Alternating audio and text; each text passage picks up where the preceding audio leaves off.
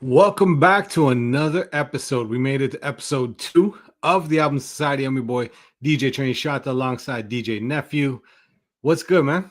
Not much, man. Not much, man. We're just chilling, just grinding it out. Man, episode 2, you know, we're gonna be hopefully down the future. We set episode 200. I'm hoping. I mean, right? Yeah, that's the plan, man. You know, they say most podcasts don't last past their first episode. It's wild. If you look it up, there's a lot of podcasts that they realize. seriously? Yeah, it's like, yeah, it's because people realize how much fucking work it goes into it. But there is a lot of work. I think I've been doing a lot of podcasts for a long time, so it doesn't seem like a lot of work, right? But it is a lot of work. It kind of is. It really is. Getting on socials and all that. Don't forget to follow us on social media at the Album Society POD on all social platforms, or really just Instagram and TikTok. So give us a follow, and also subscribe to the channel on YouTube. And I keep on looking away from my mic, so give me a sec here. It's all good. Put the mic in front of me. There we go. It's a little bit better. I had it off to the side, and I kept on looking this way, but I'm not looking at the camera, so this makes more sense. Yeah. I gotta say right off the bat before we jump into the album, because this is the first album that we're going through. If you don't know, the Album Society is a podcast where we discuss hip hop, R&B, other genres of music we might get later on when we get a little bit closer. Episode maybe like 20. We might jump into some dance hall or some reggae or some soca, or even some I don't know, maybe some alternative or something. I mean, I'm a fan of early 90s or late 90s and early 2000s alternative. So hey, maybe we can make a jump and talk about a little bit of that. But I wanted to mention, rest in peace, Malcolm Jamal Warner, man. I heard the news today and I was absolutely shocked.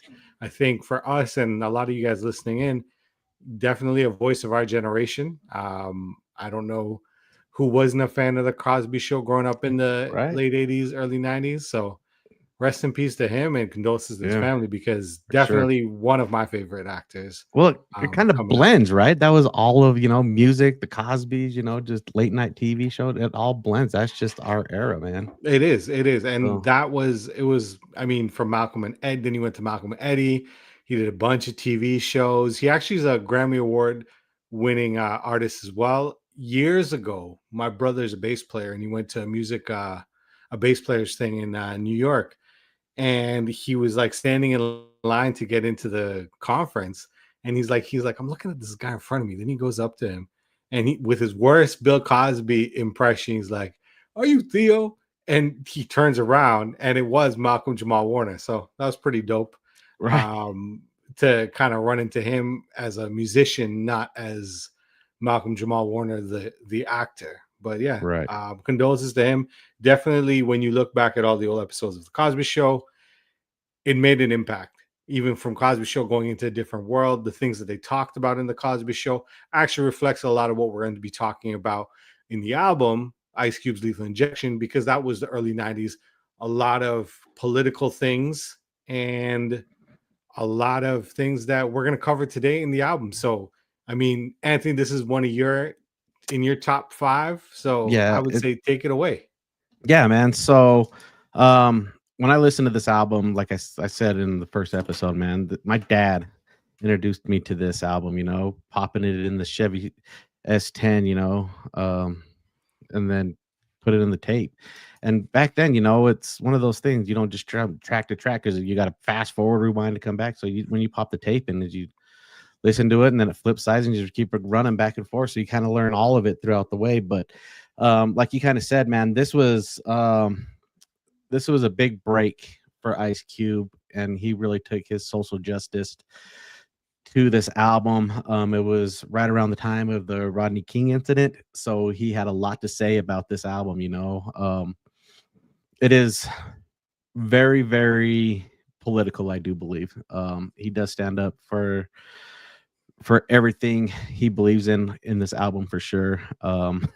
We'll get into it, but man, he bags on the Valley Girls even at one point in this album. So Yeah, I think it was right down towards the end. I was listening it. yeah, I I was was like, listening to oh it this morning while I was working out. I was like, it's a different cube, but at the yeah, time, it's the right. It was the right cube, right? This is coming off of mm-hmm. NWA. This was, I think, probably around the same time. Let me look it up. When was Boys in the Hood? Boys in the Hood was 93. So this album was 93 as well. So it's coming. Oh, 91. Boys in the Hood was 91. 91. Oh shit. Okay. So you're coming out. I think it got to like VHS in like 93 because I remember that's probably when I saw it. When it came on like VHS. Because back in the day, I don't know if you guys remember, a movie came out and you wouldn't get to see it for like almost a year Right. on VHS, or at least a good 6 to 8 months.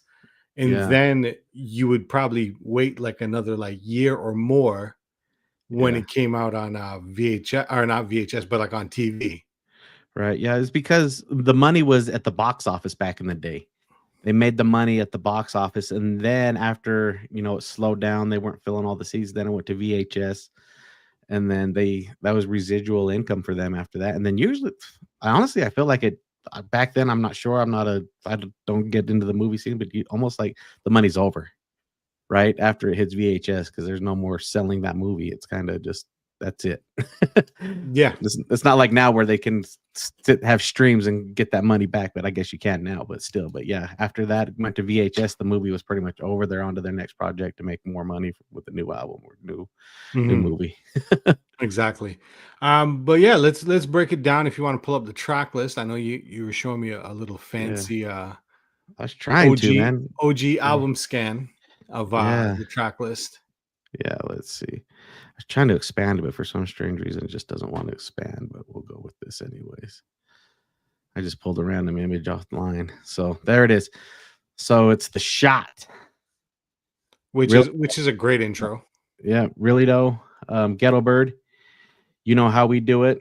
Cave Bitch, that's the shout out to the Valley Girls, right? Bop Gun. It's actually not about a gun. We'll break that down. What Can I Do? Little Ass G, Make It Rough, Make It Smooth. That one's kind of all over the place a little bit. Down for Whatever, Enemy, and When I Get to Heaven. So if you do go listen to this album, most likely you will find the remix. There's a 17 track album out there for that too, and he just added some remixes from his earlier stuff onto that album. I think it was just like a secondary push. That was 2003, so it was 20-year anniversary, 10-year anniversary. Yeah. Yeah, the re-release, or it was a reissue. There was a What Can I Do Westside remix featuring Mac 10. Then there was a What Can I Do Eastside remix produced by Ali Shaheed from Tribe Called Quest. And then we had You Know How We Can Do It remix, and then Lil Ass G remix. And then When I Get to Heaven remastered and remixed as well. So man, let's get started off with just the intro, man. Ice Cube has always kind of integrated the sound, the first sound clip. All right, fellas, no talking when I'm talking, so shut the fuck up, right? That's the CEO in prison, and he has that in a few of his albums, but that one was more famous, probably coming off the Predator album. But The Shot, it's pretty much going in a doctor's office, being afraid of needles, being afraid of needles, and then boom, he just kind of, he actually shoots the guy at the start of the video. It's very straight to the point, it's the shot. That's just how it went down, man. So I felt like it was a very strong intro. It's the white guy going to the doctors, then he gets shot. It's kind of the groundbreaking, like, oh, this is what we're doing today with this album.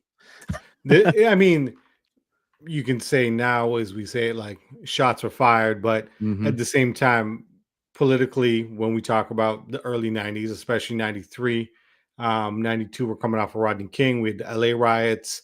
Um, we had OJ not too long after. And that was a precursor to, I mean, the the atmosphere of Los Yes. Angeles. And then we fast forward, I would say 30 years later, and we're still kind of feeling Yeah. that shit from the police. Yeah. The man taking you down, the man, and pretty much as we talk about it in the album, he talks about the things that you see and you face if you're unfamiliar, but you might have seen Boys in the Hood.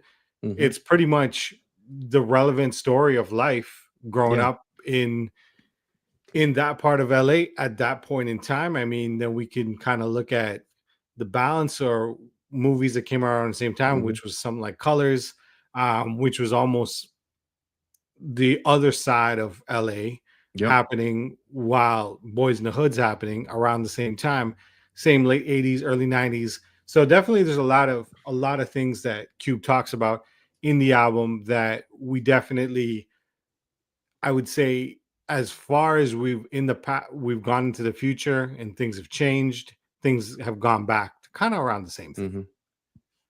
Yeah, and I heard an interview with Ice Cube. He said, he didn't listen to too much East Coast music when he was really in the mix with everything. But then when actually signed to kind of settled down and was listening to some East Coast, he goes, there's no difference between East Coast, West Coast. Where if you listen to the music, we're all talking about the same thing, same stuff, different neighborhood, and that's what was going down in the '90s. And if you can listen to any music from the East Coast to West Coast, and it's the same scenario Yeah, with that especially if you album. listen to Public Enemy, Yeah. they were at the forefront of Yeah. speaking of what was happening in the hood and what was happening with police Hmm. brutality, the system holding you down, things like that. So as much as there was a lot majority of, I would say, the West Coast hip hop at that point in time. I mean, they can call it gangster rap if you want to call it gangster rap, but at that time, that hip hop was heavily focused on that. And then Hmm. in the East Coast, there was still a mixture of, you had more party tracks and more, I would say, more R&B ish tracks, but you still had the people like Public Enemy talking about Yeah. what's happening and what's happening in the Yeah. streets. Yep. And then that just kind of transitioned, or really dough. Really dough is the street life. You go. He talks about just being part of the streets, doing armed robberies and things like that. And where do you end up, man? You end up right in prison. Exactly. That's exactly, so he gave you right out the gate, this is what we're doing. Then he goes into really dough and talks about, what's going on in the streets, the hustling, strong arm robberies, and then boom, next thing you know, your life is in prison. And then you're talking about that prison life. Um, did Ice Cube really serve any time? Do you know, or is this more or less just street knowledge that he gained from being around that? I don't know, but I don't think Google he some. really. I really don't think he spent. I know he's been arrested. He's gone to county, done like that, but I don't think he's ever actually done a real bit. But just being part of that, you know, where Um, just the small stuff, like, if yeah, I guess from what Google's saying, arrested in Detroit after performing yeah, "Fuck the Police." It's in Straight Outta Compton as well. yeah, But from outside of that, I don't think he has. But obviously, when we look at it, you're talking about, he's talking about what's happened, right? yeah, You have friends, you have family, you have yeah. cousins, brothers, sisters, whatever, that have gone through that. And Hmm. it's, for some people, it's part of the lifestyle. For some people, you just getting some shit and Yep. it happens. It happens exactly. So yeah, that's what I got off really though. That it was more or less just the consequences of the street life. So Yeah. he really breaks it down. Ice Cube is kind of, we'll talk more about it, but he's really all over the place with this album. It didn't really have a flow to it, but it did have a flow to it. So really dough kind of covers that street life and everything, and then boom, we're right back to the streets with Ghetto Bird. which essentially I would say it was a California slang. Yes, it was. But I see a lot of people now, they talk about it is like, when the police helicopters overhead, oh, it's a ghetto bird. But the song did encompass Los Angeles at the time, with I don't know what it was and why it's like that, but It LA was was probably one of the cities that had the a lot of police helicopters for chases and things like that. But then I don't know if you remember, but when you would watch the news, they would literally just have like these chases yeah. from police helicopters or from the news helicopters live. We saw it a couple years down the road with OJ, Yeah. when that happened, but it was a thing. Like, and it still is a thing in Los Angeles with having these police chases being broadcast live on TV. Hmm. I don't know what it is. They're the only city that Yeah. I've ever seen like the news cuts to, oh hey, we're chasing this guy. It's And true. it kind of fell into that era of that's around the same time Cops came out, Yeah. things like that. But yeah, Ghetto Bird is about Yeah. the LAPD and the helicopter above helicopters. your Yeah. head, Yeah. and they're And what they did too is it was part of policing as well. So they allocated funds to the city to fly the helicopter at night and just spotlight people that were gathering, hanging out. Just throw a spotlight on them, let them know that you're watching. It really was a thing where they just go out around just spotlight, you know, leading maybe 80% is obviously crime related. They're chasing somebody down on foot, but they were just lighting people up for no reason. They're just hanging out on their porch and boom, suddenly have a which at spotlight on you. in the time would create animosity. I mean, if I'm Exactly. outside in front of my house with my friends, or we're in the backyard having a barbecue and we're chilling late at night, and all of a sudden you get the police light shine on you like you're a Yeah. criminal, Right.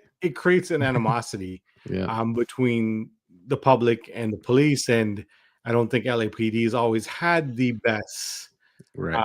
um, rapport, I would say, with people in the inner cities of Los Angeles.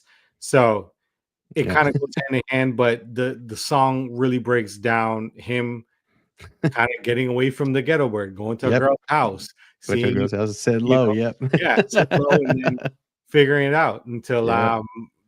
the the ghetto bird's gone. So it Yeah. encompassed pretty much what was happening. Very common instance. And I think now we're in places where obviously police, uh, small counties have Yeah. budgets for helicopters, so it's become a bit of a normal thing in other parts of the country. When I used to live in Toronto, in the suburbs, we would see the police helicopters when they're looking for someone. I mean, they didn't do it Hmm. specifically all the time, but when they were looking for someone, yeah, your backyard would light up. Yep. Um, it's kind of crazy, especially, you're outside late at night and then all of a sudden your whole backyard just, it looks like daylight. Yeah. It's true, man. And then so then it goes right into the next track. You know how we do it. It's simple. Let's gamble. Let's roll the dice here. Um, let's see. I'll play the first two bars. It's just it right off the We got to gate. keep it low so we don't get And that drum intro beat, dude, your neck is already broke. It puts you that beat just put your head in your lap. Uh, it was, I would say. And you talked about how the album didn't have, like, it wasn't all party tracks, it wasn't yeah, all political. It did very have, sorry, I should say, it had a very yes, G-funk, West Coast LA vibe. And then yeah, you would hear it with tracks like that. Um, and then you would hear a little bit more of the hard hitting stuff like Ghetto Bird. But there was a lot of that G-funk vibe, which I yeah. loved. Well, yeah, and I think why this song did so good, it touches on familiarity. The sounds. You don't know where they're coming from, but you know them. But the sounds come from Cool and the Gang, and then Everlane Champagne King. She threw it down too, and you mix those two songs together, and boom, suddenly everything's clicking. I grew up listening to this. My mom and dad were listening to this sound, and I think that's why it transitioned so well, and that's why he was able to use these samples and make a banger, straight up. Yeah. This song, For the this DJ song, nerds, it's about yeah, 92 BPMs. yeah, If you if you really yeah, wanted to know, so right. you're hovering at a little bit faster, where you're Hmm. going to that closer 100 BPM, but you're still mellow. It's chill. Yeah, and the thing is he in this song is he talked about stuff that you already kind of knew about, right? He uh he says he got more bounce than an ounce, right? You already know that he's talking about Zapp and Roger. You know, you're like, he's already referencing George Clinton in these tracks. You know, you're like, okay, I'm really coming in on the song. Like the stuff's very familiar, and yeah, why wouldn't I rock this? And like I said, that beat just slaps. Yeah. And it was the second single off the album. Mhm. Album came out in 93. This album came out in 94. And that's to tell you the transitions of how you said, when you listen to an album, songs didn't come out like, Yeah, for instance, um, whose album came out recently? Like Wayne's album came out and you listen to the yeah, whole thing like right off the bat. But back then, it's either you bought the album, you'd hear everything, or mhm, you would listen to songs as they came out on radio or they came out yeah, on music videos. And some songs never made it to a music video. So some for the yeah, casual listener, I guess you would call them B-sides, but they would have never heard half the album if they were right. just that radio listener or the listener that might have just only watched BET or MTV or something like that. Yeah. Yeah, and man, I remember music used to come out on Tuesdays. It wasn't a New Music Friday. It used to be a Tuesday, and then you go through the Sam Goody or whatever like that, and you know what song was gonna be the banger of the album because they released the single. It was $1.99 for a single from Sam I don't Goody. even remember. Yeah, I remember that because it was like $2. I was like, "Oh, I can get the single for 2 Well, I bucks." remember Right. getting the Yeah. tape singles. I don't remember the Yeah. pricing, but I remember getting tape singles. Yeah, yeah, Um, and they just come in a and little cardboard sleeve, you know, and it'd just have one song on it, then it'd have a remix on the other side if they decided to do that. If not, it was just gonna be it's just the same song front and back. and actually, I didn't know this, but Really Though also sampled. Is it Billie Jean? There's a sample. Was it Really Though that had a? Oh, man, no. You don't know how we do it. Or how we do it. There is a sample from Summer Madness, Cool and the Gang, which Oh, is yep, that little bit of instrumental that we all hear. yep, When you think about it, you think of Friday. I yep. always think of it, and Billie Jean by Michael Jackson. So Yeah, along with the Evelyn King sample, there was that Billie Jean sample. I think that was like a little bit yeah, of that kick. yeah, Don't kill me. I'm not 100% sure exactly right, what the piece was, but you can tell. You can tell it was yeah. more that West Side, that funk. Yeah, I think I feel like that song is kind of the song that put like, okay, Ice Cube is riding out for the West Coast. It's not I shouldn't say West Coast, just the west side of his city, right? It was always the west side, you know, so No, so but it was definitely the G Funk era. mhm, Definitely that that that vibe. yeah. That's what got me into the West Coast hip hop was that G Funk vibe. Yeah, definitely. And then yeah, we jump right into the next track, Cave Bitch. Cave He goes Bitch, off. he goes off on the Valley Girls, Yes. The fake hair, the fake tits, the fake everything. He goes and off. I guess at the time LA was the epicenter of fake and the epicenter of Well, yeah, the Baywatch. Yeah, typical. Pam Allen Anderson right in the mix of that. Yep, that was that era. That was LA, and he went off. There's not much I can say politically correct about the song, but I Right. mean it ties into what was happening and what was going Yeah. on. Black pride, being pro-black, just being proud Yeah. and not taking shit from anyone. So Yeah. no hate there. Um, After that was probably my favorite song off the album. Or I'd say one of my favorite songs was Bop Gun. Sampled One Nation Under a Groove from George Funkadelic. Clinton. George Clinton was Yep. featured on the track. And so I didn't know this because this was the first time I listened to the album end to end. And the album version is 11 minutes long. 11 Yes. minutes and 5 seconds. And Yeah. I probably only remembered maybe the single version or the video version, which is between 3 and 5 minutes. Yeah. But I was sitting there and I'm working. I'm like, did I hit this? Was this on replay? And then I realized this is 11 minutes. Right. It's kind of like the original, the Sugar Hill Gang, bro. That Rapper's Delight that goes on for well, like that pushes like close to 15 minutes itself. And, But and yeah, what's crazy is songs now only last like 2 minutes and a half. right. That is so wild. They can only put in like 64 bars.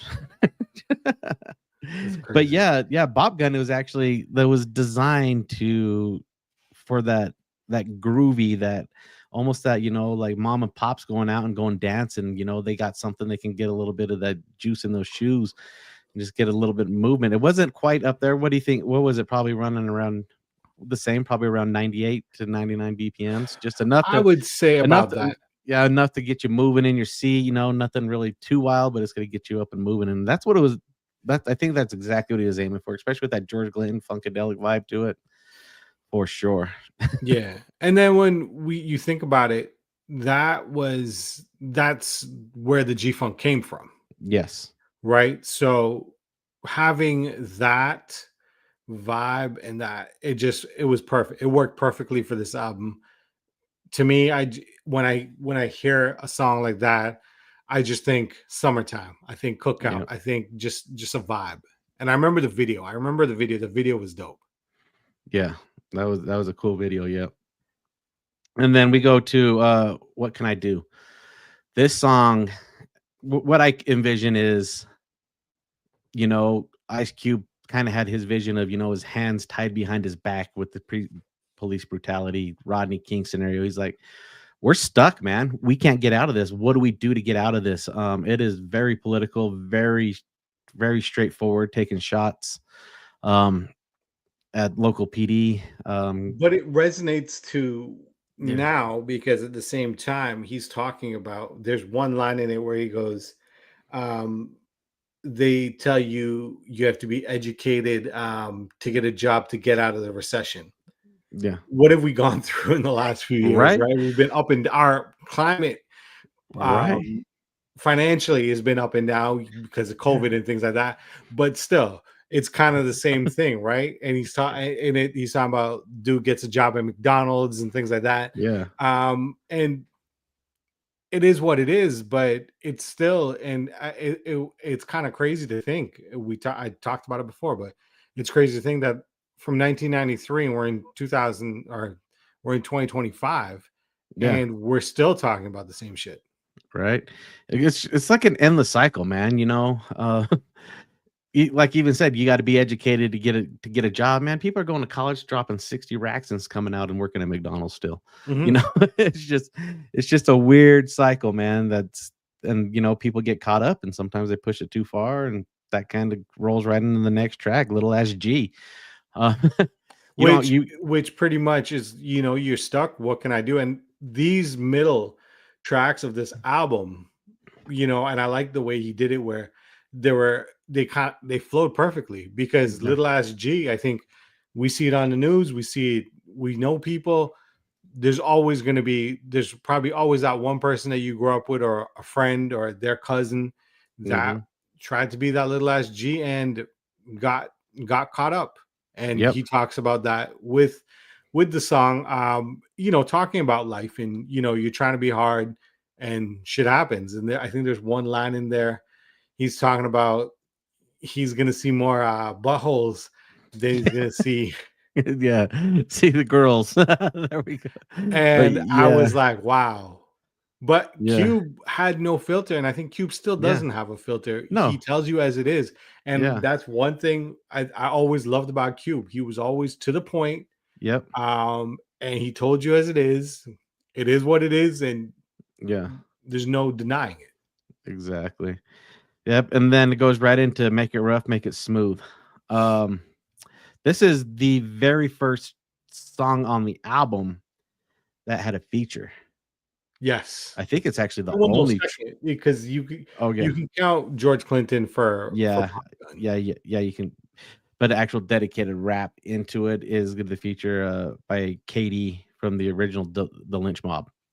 Um, So this had a feature in it, and this this song was very random.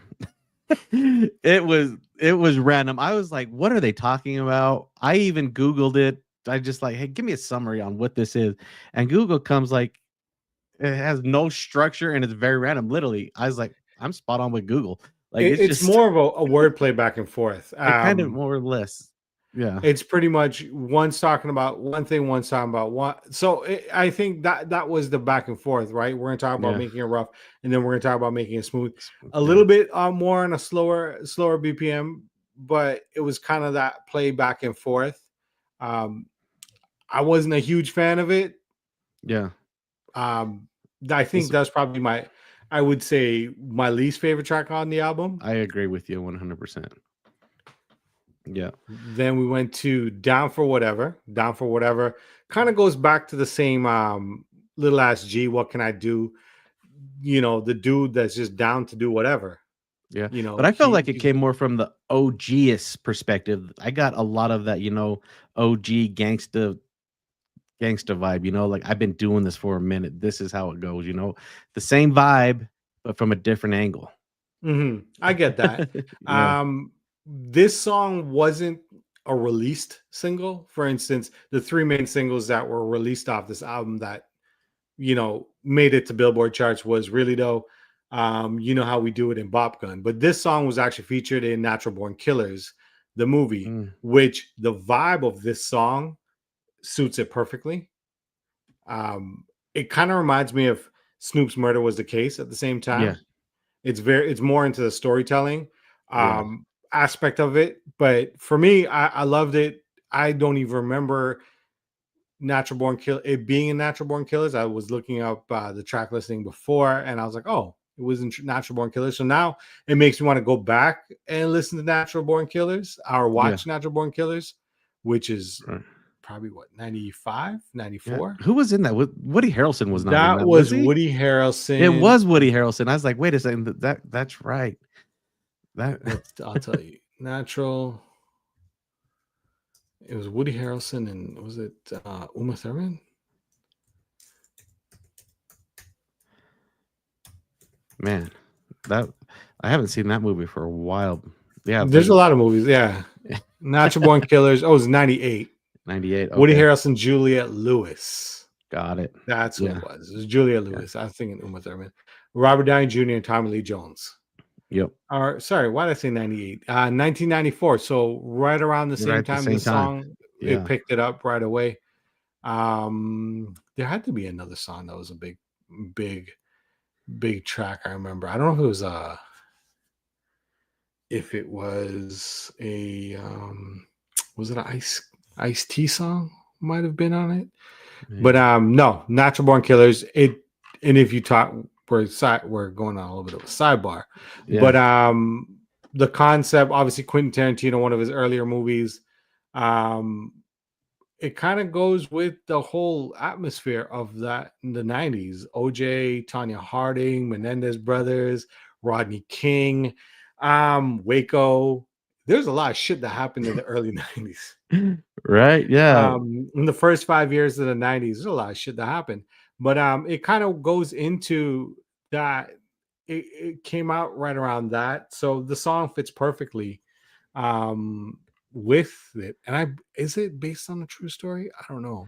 But I'm not sure. But I'm looking at the album on this, dude. Holy crap. They had all kinds of people from, the Dog Pound, Dr. Dre to 9 Inch Nails, Patsy Cline. I remember it was a weird like. Well, that's just standard Tarantino style, though. It was a little bit of everything. Who do we get? We got 9 Inch Nails. Yeah. There was another rap song, hip hop song on there.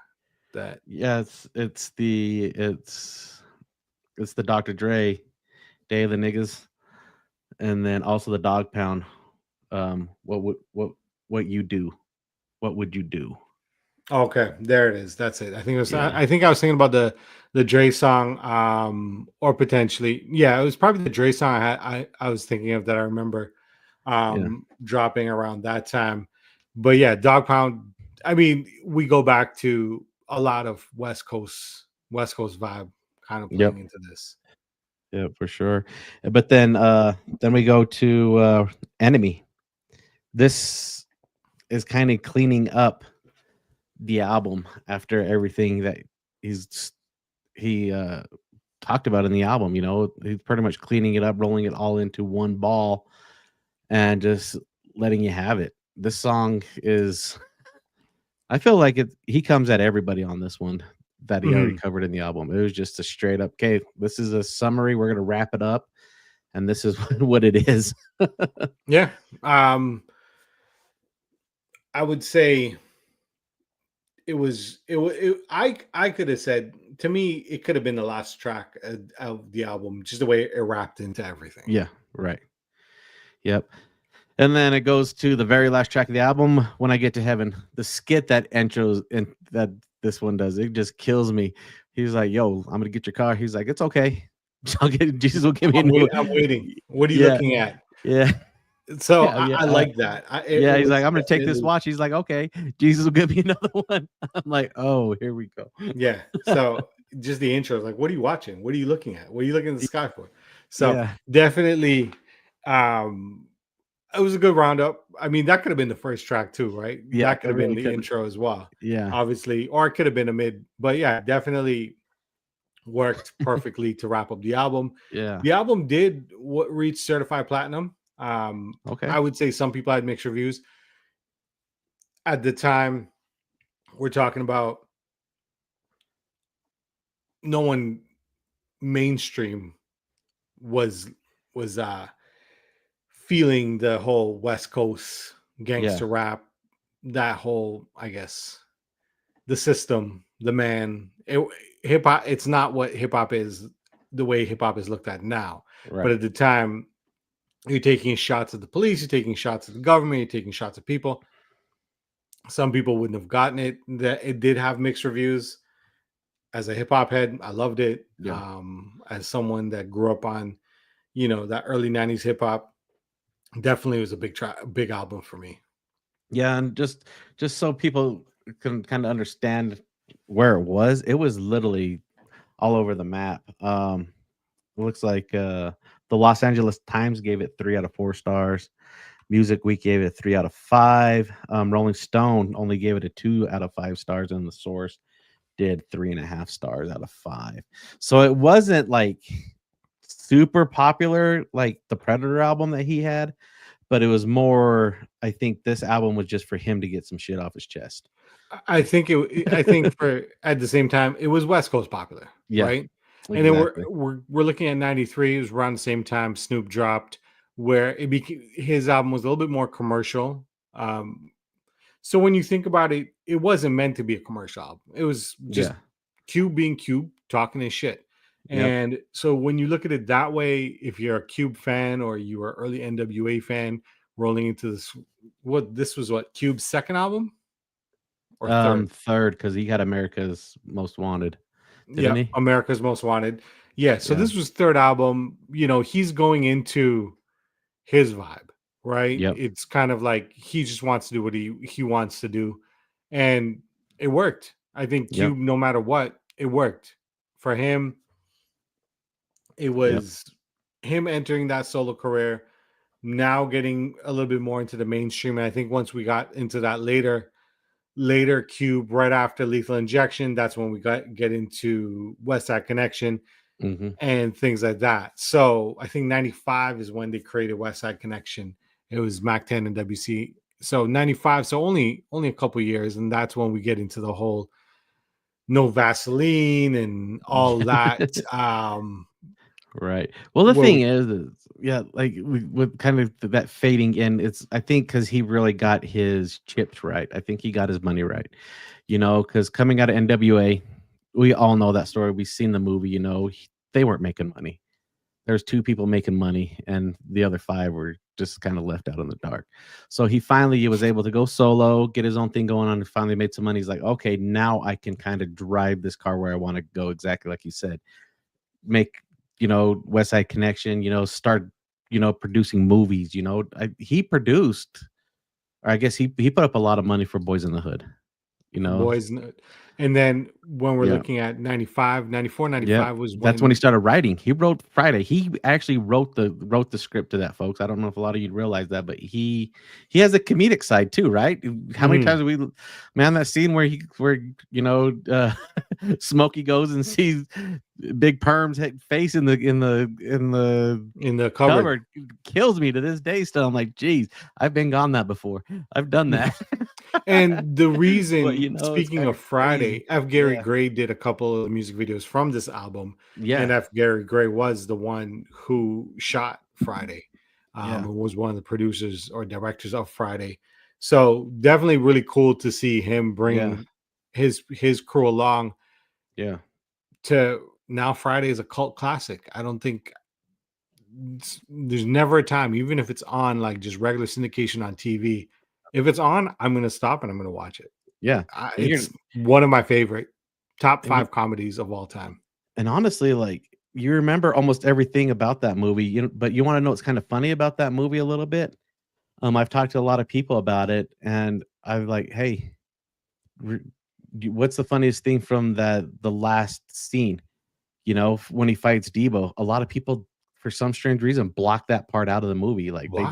they don't remember they remember the fight scene, but they don't remember all, the little shots. It's mostly the build up to the fight with Debo is what people Mhm. remember. I think it's very weird, but yeah, Pops is out there, Yeah, the whole block yeah, was out there. the And whole I block think out there. Yeah. I think then you think about people talking about Friday, then obviously there was Next Friday. Yep. I think Next Friday became, for the non-hip hop heads, Yeah. that was more the mainstream one out of the 3. Then Yeah. Friday After Next, which, don't argue with me, is a Christmas movie. If Yep. anyone has beef with that, it is a Christmas movie, just It as Die is. Hard and Yep. National Lampoon's Christmas Vacation, Christmas Story, and all that other Yeah. shit. It is a Christmas movie, and I believe, from what I've seen, they've got the green light to do the final. I think it's going to be called Yeah. Final Friday. Find out Friday. Yeah. I'm excited for that because I just want to see it. I know Chris Tucker's not going to be in it, Yeah, they but tried they tried to get him there, man. They tried. Offered just him to a lot see of money. everyone back together. Yeah. John Singleton's not around anymore, but not John Singleton. Pops. Oh, yeah. What is Pop's name? It's John. Crap, I can't remember. Put hot sauce John on my burrito, Witherspoon. baby. Put hot John sauce on my Witherspoon. burrito. Yes. That's it. It wasn't John. Yeah. John Singleton wrote Boys in the Hood and Yeah. directed Boys in the Hood, but John Witherspoon. He's not going to be there, but it's still. I think it would still be, if they do it right, it will be a classic. Just we're gonna go really sidetrack because we covered the album. But speaking of Friday, who was your favorite character out of all of them? Out of all the movies, who was your favorite character? To be honest, I would Yeah. say Cube Craig, because Yeah. I guess I was a little bit more like that in that sense. Yeah. Just Um, kick back and just like, what is going yeah, on? it was kind of like I'm more of like, what the hell? But yeah, I think Craig was my favorite character. I think by the time Friday came out, I wasn't I wasn't a pothead like Smokey. I Right. was still like 14, 15. It didn't I didn't get to that. That wasn't my era yet. So obviously, you had friends that were potheads and things like that, Yeah. and they would resonate with Smokey. But yeah, I like Craig. Yeah. Craig's character. Who was your favorite? Honestly, mine the one that made me laugh the hardest, dude, out of all of them was Pinky. Pinky. Yeah. Ooh, talk one more time. Ooh. Pinky was good. Yeah. No, so you're talking about Yeah. from all the For series. all the series, yeah. All the Pinky was series. one of Okay. my. Cat Williams was good too. Pimp down. Cat was good. They said a lot of Yeah. Cat's role was all improvised. He just kind Yeah. of got the role and he went with it. Funny enough, my cat's name is Chico because the dog in Next Oh, yeah. Friday's name is Chico, and I was like, hey, I'm gonna name. But I will say Terry Crews. Oh, yeah. In Friday After Next, when he's watching Tupac, Yeah. that shit was funny. Like, Yeah. I don't Terry know. Crews, yeah, he definitely killed it in that. Overall, all the characters were great. They were I spot love on. Pops. Pops is pretty Yeah. spot on. Brothers Barbecue, Yeah. and I mean, we're both in the barbecue world. Yeah. I think I'm gonna have to use that audio for a Yeah. video. Or maybe I'm Yeah. gonna make some ribs and I'm gonna use that Shit, audio. So make it if so good, yeah, make you want to slap your mama. And he smacks grandma. yeah. So definitely, I think there's probably people that use the audio, but I think I gotta Yeah. do a ribs. I gotta get some ribs Yeah. and make make a video. But yeah, Yeah. so let's figure out what's the next album we're gonna review. Yeah. I know you're traveling a little bit in the next couple weeks, so we might not be on the same 2 week schedule, but we'll figure it out and we'll get it in for you guys. But let's figure out what's the next album. Do you have that For sure. randomizer up? Yeah. So, but I also want to give a shout out to Cube on all of his accolades. You know, he's done a lot, and he's actually really represented for the West Coast where you're wearing that LA hat, right? That's How right. many people out of all the people in LA, all the famous people in LA that who they could have bring in that World Series trophy, Ice Cube was the one who represented for LA. And Yeah. he did it good. So I think he is in a very good spot. He's kind of been a good role model in the community, that does from comedy to gangster rap to just I mean, you he owns the big three. I mean, yeah. So we're he's looking done a at lot. the progression of Cube is Yep. undeniable progression. Yeah.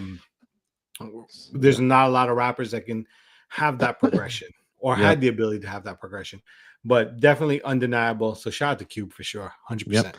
And then what we decided to do at the start of the podcast is, we're going to take out that track, and then I made a recommendation to add Warren G's G-Funk Era. Yeah, I'm down to this for that. list.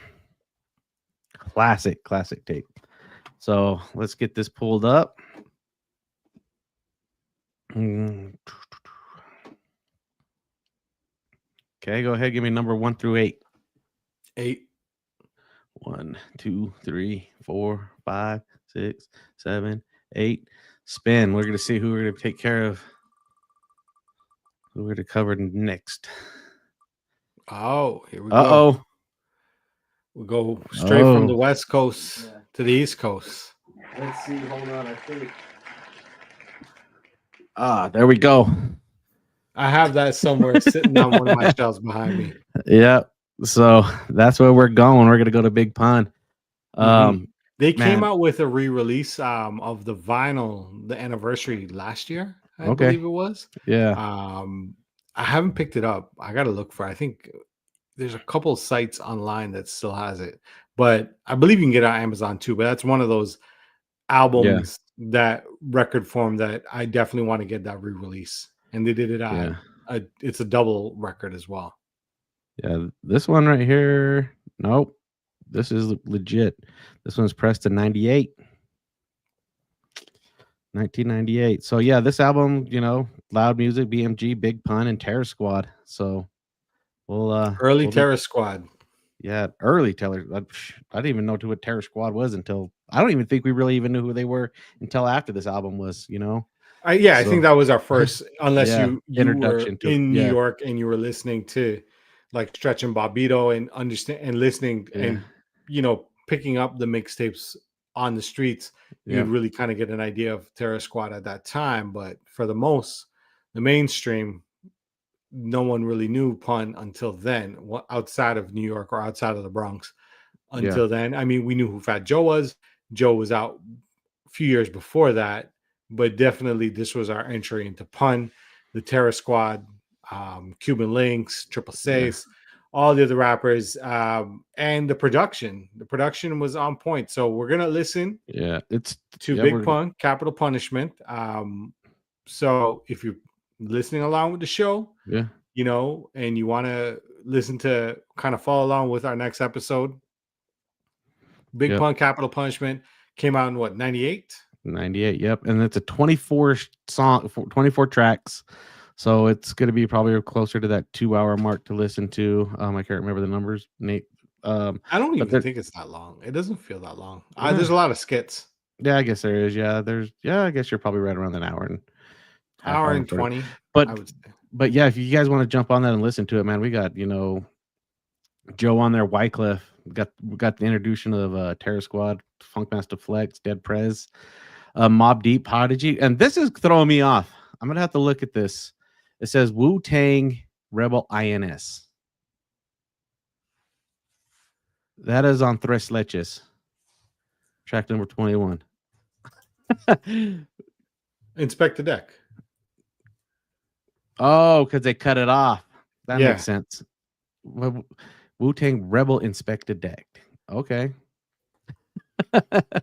All right. That makes sense. And then also you got Busta Rhymes on this as well. So There's, I think, yeah, we'll go through it. I Yeah. mean, I already know my favorite tracks off the album that I'll always play. Not just the mainstream, but like more like the B-side albums. But yeah, Yep. definitely one of the best albums of that year. I think 1998 had a lot of really good albums, but this is Yep. definitely one of the best. Yep. All righty, guys. So yeah, make sure you go give us a follow. Comment. Tell us what you want us to add to the list so we can cover that. And then yeah, like we said, we'll be able to hopefully be able to lock in that second episode in 2 weeks, and then maybe we'll hopefully be able to have DJ Che join us. He's just wrapping up his school stuff, his assignments, and everything like that, and see if we'll be able to make some time to join us, man. Yeah, for sure. But cool. But yeah, hit us up on social media at DJ Train Shata or Smoke Ain't No Joke Barbecue. Yep. You can hit up the page, the Album Society, on Instagram, Twitter, or not Twitter, TikTok, and on YouTube, and hit that subscribe button. Yep. And share with your friends and family. Word. Peace, man. Peace.